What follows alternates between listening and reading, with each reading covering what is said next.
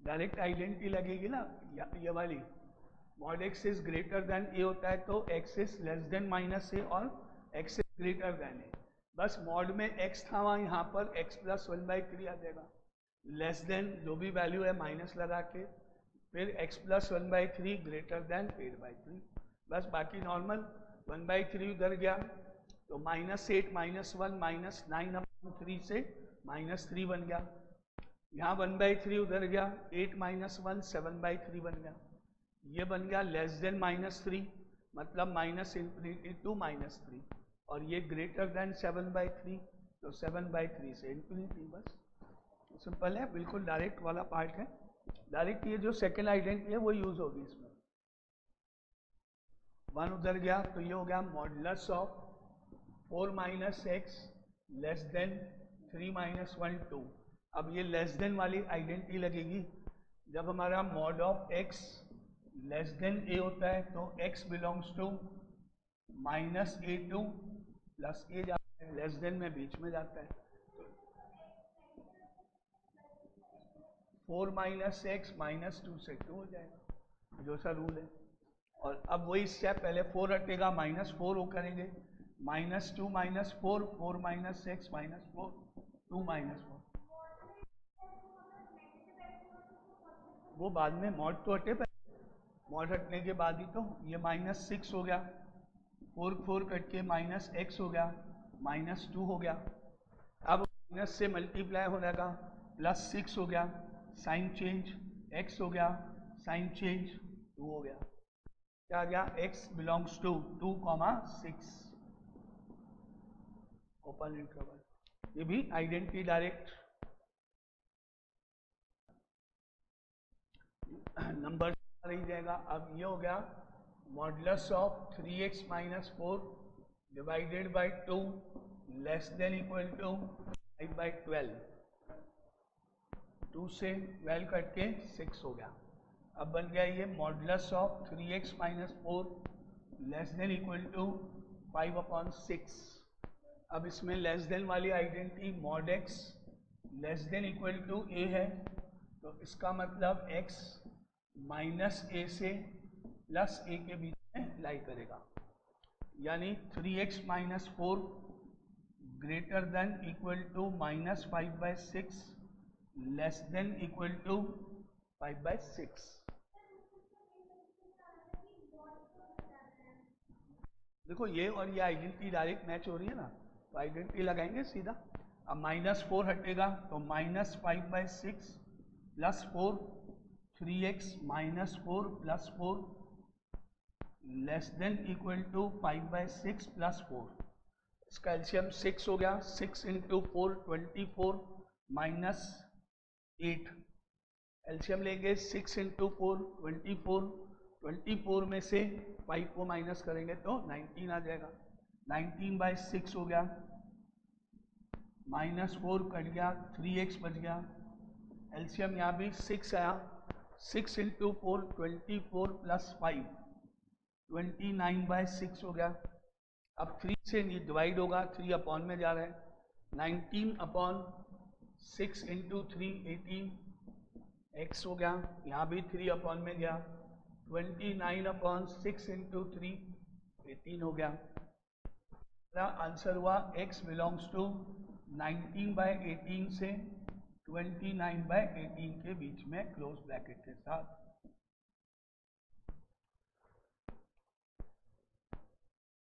है we know that modulus of x - 2 is equal to minus of x - 2 when x is less than 2 and positive of x - 2 when x is greater than।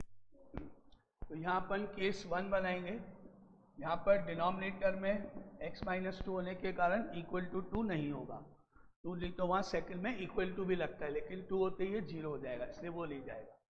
Case 1 if x is less then 2, तो उस case में जो ऊपर वाला part है वो negative होगा, minus of x - 2 upon x - 2 greater than 0।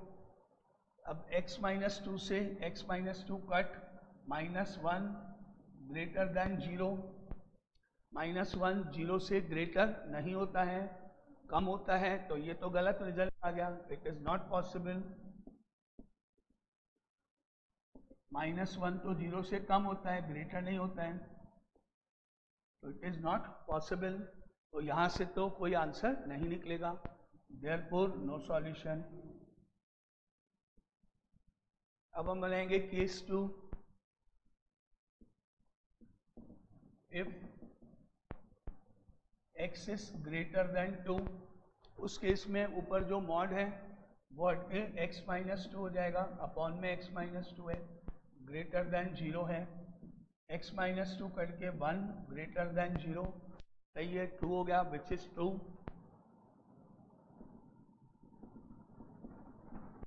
इसलिए जो हमने ऊपर कंडीशन लिखी हुई है ये वाली, ये वैलिड हो गई। देयरफॉर x ग्रेटर देन 2 होना चाहिए, देयरफॉर x बिलोंग्स टू 2, होना चाहिए, ये answer.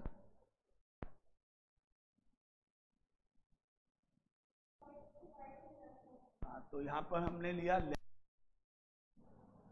mod x is equal to y, तो ये बन गया 1/y-3 लेस देन हाफ। अब आपको लेफ्ट में लेके आना पड़ेगा, 1/y-3 minus half less than 0। अब एलसीएम लेंगे तो डिनोमिनेटर में 2y-6, 2 into 1 2 minus y plus 3 less than 0। अब ऊपर 2 + 3 5 minus y upon 2y-6 less than 0। 2 और 3 5 हो गया ना। अब इसका साइन चेंज करना पड़ेगा, ऊपर y-5 करना अपॉन 2y-6, तो इनइक्वलिटी ग्रेटर देन 0 हो गई। अब 0 मानेंगे, y-5 is equal to 0, 2y-6 equal to 0, y की वैल्यूज y आ गई, 5 आ गई और 3 आ गई।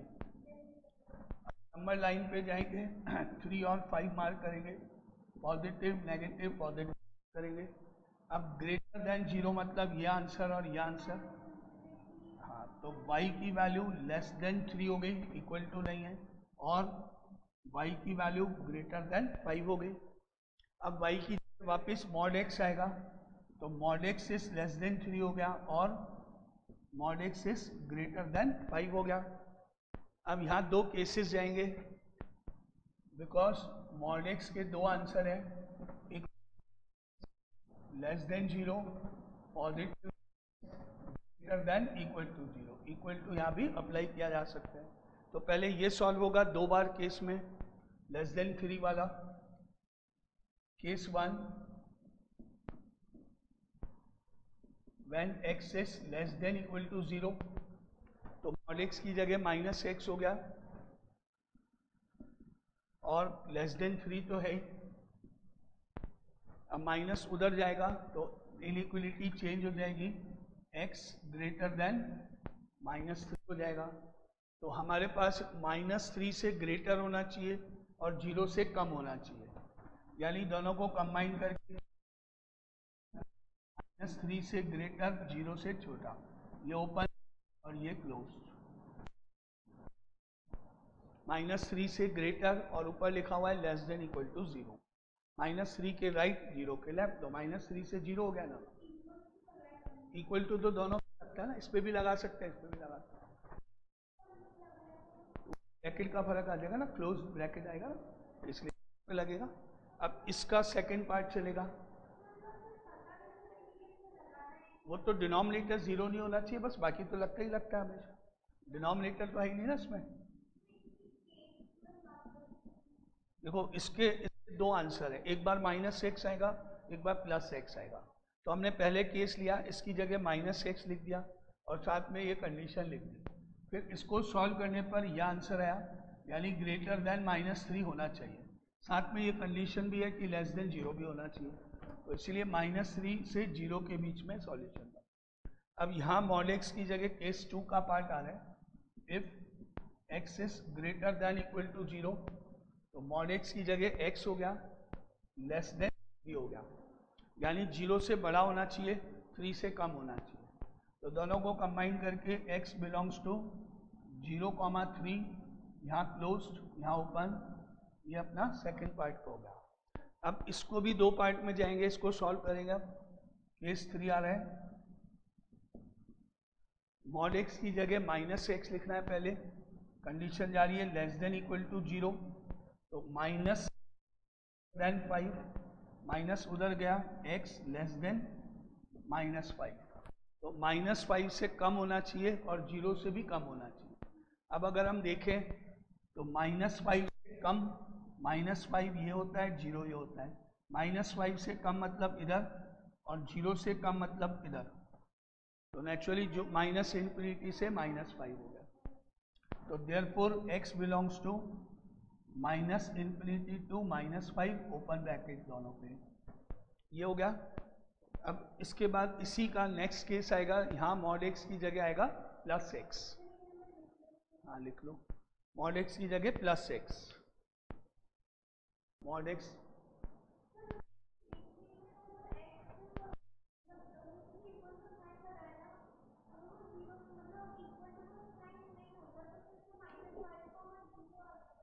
नहीं, लेस देन 0 मतलब यहाँ ओपन चले जाएगा, बस कॉमन तो यही का ये रहेगा ना, कॉमन में थोड़ी फर्क पड़ता है भाई। अगर यहाँ पे इक्वल टू 0 नहीं होता तो ये ओपन आ जाता है, ये ओपन आ जाता है, ये तो यही रहेगा ना।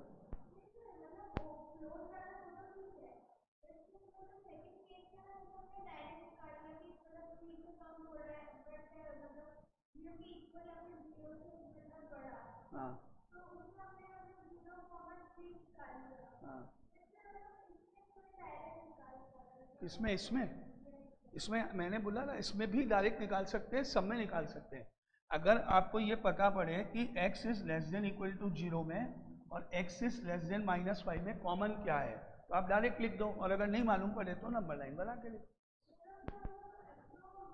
मतलब ये कंपलसरी नहीं है लिखना, ये लिखना है कंपलसरी। अब ये आपको आता है डायरेक्ट लिखना तो डायरेक्ट लिखो, नहीं तो कैसे मालूम पड़े क्या कॉमन है, तो आपको नंबर लाइन से देखना पड़ेगा। Now case number 4, mod x is greater then 5, mod x की जगह यहाँ पर हमने कंडीशन डाली ग्रेटर देन इक्वल टू 0, तो ये बन गया x 5। अब हमको देखना है कि 0 से बड़ी वैल्यू, 5 से भी बड़ी वैल्यू, मतलब x बिलोंग्स टू 5,∞। जो वैल्यू 5 से ग्रेटर होंगी वो अपने आप ही 0 से ग्रेटर हो जाएंगे। तो फाइनली हमारे पास इसके आंसर आ गए। इसमें हमारा आंसर सबसे छोटा ये है, -∞ से -5 है। तो फाइनली हम कहेंगे x बिलोंग्स टू -∞ से -5 यूनियन। दूसरा आंसर जो हमारे पास है वो -3 से 0 जा रहा है, -0 जा रहा है यूनियन। तीसरा आंसर हमारा 0 से 3 जा रहा है, और चौथा आंसर 5 to ∞ जा रहा है। इंक्रीजिंग ऑर्डर में चारों पार्ट आ गए। अब फाइनली हम कहेंगे that implies x belongs to -∞ to -5 union, ये दोनों मर्ज हो गए, -3 से 0 भी जा रहे हैं, 0 से आगे 3 भी जा रहे हैं, कंटिन्यूशन में हो गया ये। इसको हम मर्ज करके -3 से 3 लिख सकते हैं, और union 5 to ∞ as it is है। तो फाइनली ये हमारा आंसर आया। दूसरा x + 2 हो गया, क्योंकि 2 का गैप होता है ऑड नंबर्स में। Let 2 odd numbers be x and x + 2। अब यहाँ लिखा है, लाइन इसको पढ़ेंगे, both of which are smaller than 18, यानी देयरफॉर x जो है लेस देन 18 होना चाहिए एंड x + 2 भी लेस देन 18 होना चाहिए। That implies x less then 18 है एंड 2 को उधर ले जाए x इज लेस देन 16 होना चाहिए। अब हम कह रहे हैं x की वैल्यू 16 से कम होनी चाहिए और 18 से भी कम होनी चाहिए। तो नेचुरली जो वैल्यू 16 से कम होती है वो अपने आप ही 18 से कम ही होंगी। तो इन दोनों को कंबाइन करके कॉमन पार्ट की बात करें तो हम बोल सकते हैं x लेस देन 16 होना चाहिए। जो वैल्यू 16 से कम है वो अपने आप ही 18 से कम होती है। अब हम नेक्स्ट लाइन पढ़ेंगे, such that their sum is more than 20, यानी इन दोनों का सम करके x प्लस 2 इनका सम मोर देन 20 होना चाहिए। अब x और x ऐड होके 2x हो गया और 20 उधर माइनस हुआ, 20 माइनस 2 18 हो गया और 2 से डिवाइड करने पर x की वैल्यू ग्रेटर देन 9 हो गई। यानी अब दोनों को मिला के हम बोल रहे हैं x की वैल्यू 9 से ग्रेटर होनी चाहिए, 16 से कम होनी चाहिए। तो फाइनली हमारे को रिजल्ट मिला देयरफॉर x ग्रेटर देन 9 होना चाहिए एंड x लेस देन 16 होना चाहिए।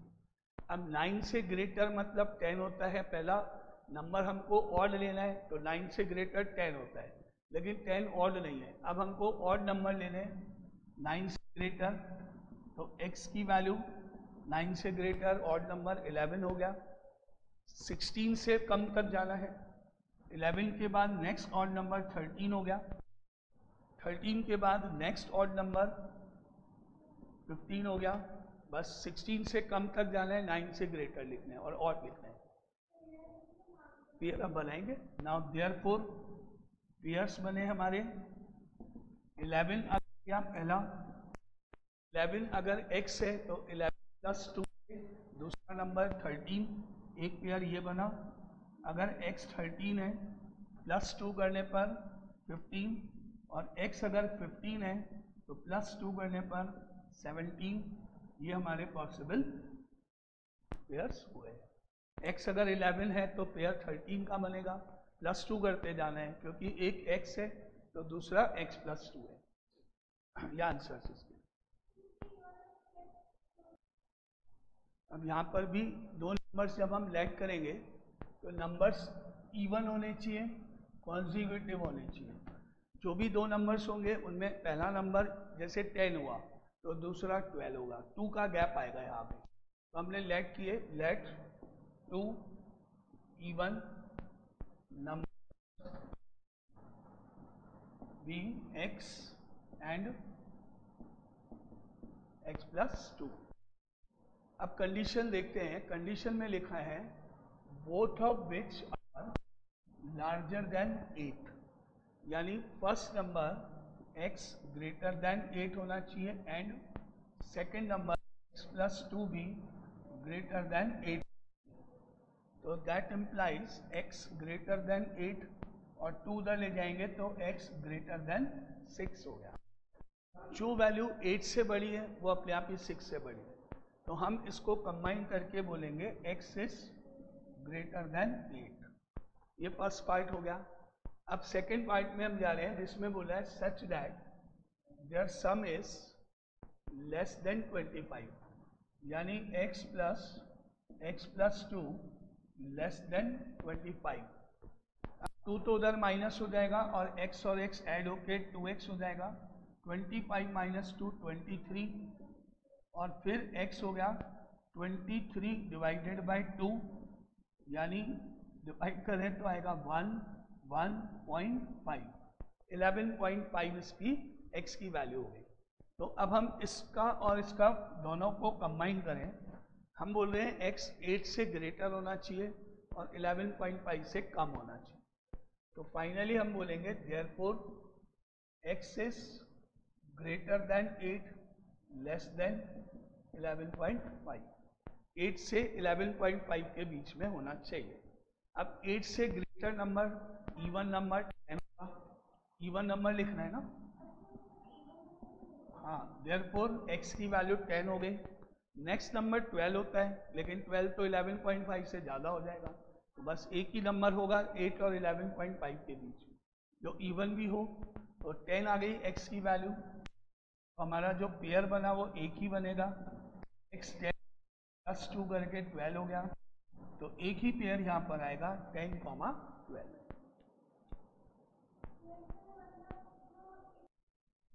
तो क्या बना, फॉर सम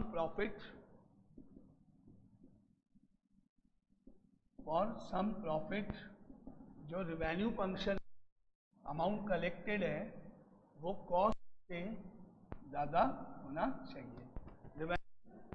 जो पैसा अमाउंट कलेक्ट हुआ, जो बेचने पे जो हमको मिला, रिवेन्यू रिसीव, और कॉस्ट खर्चा जो किया हमने बनाने में, तो दैट इम्प्लाइज रिवेन्यू मतलब 6x + 20 ग्रेटर होना चाहिए कॉस्ट, यानी 2x + 400 के। अब 2x को लेफ्ट में ले आएंगे तो 6x - 2x, और 20 को उधर ले जाएंगे तो 400 - 20, और 6 - 2 करेंगे तो 4x हो गया, 400 में से 20 गया 380 हो गया, और अब 4 में गया तो x ग्रेटर देन 380/4 हो गया, और अगर इसको 4 से डिवाइड कर दिया जाए तो x ग्रेटर देन 4 9 36 और 4 5 20, तो x की वैल्यू हो गई ग्रेटर देन 95। तो हमारा आंसर हो गया देयरफॉर 95 से ज़्यादा आइटम्स को सेल करने चाहिए। Therefore manufacturer must sell more than 95 items. 95 से ज़्यादा सेल करेगा तो उसको यहाँ पे कुछ प्रॉफिट होना चाहिए, प्रॉफिट दिखाने।